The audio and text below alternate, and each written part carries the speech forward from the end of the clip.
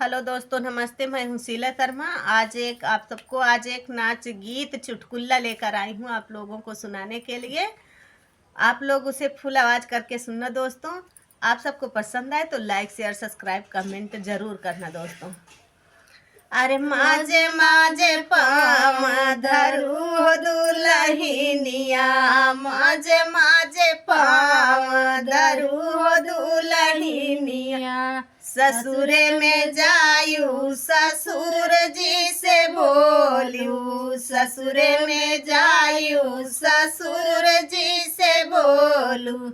सासू जी का झोटवा नवायु दुलहिनिया, सासू जी का झोटवा नवायु दुलहिनिया।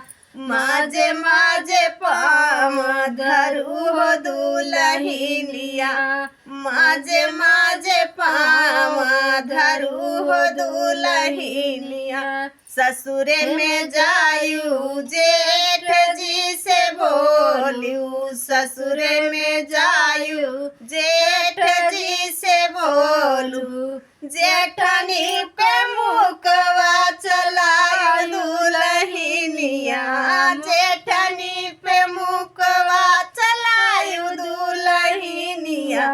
माजे माजे पाम धरू हो दुलहिनिया। ससुरे में जायू देवर जी से बोलू, ससुरे में जायू देवर जी से बोलू। देवरानिया पे बेलना चलायू दुलहिनिया, माजे माजे पाम धरू हो दुलहिनिया, माजे माजे पाम धरू हो दुलहिनिया।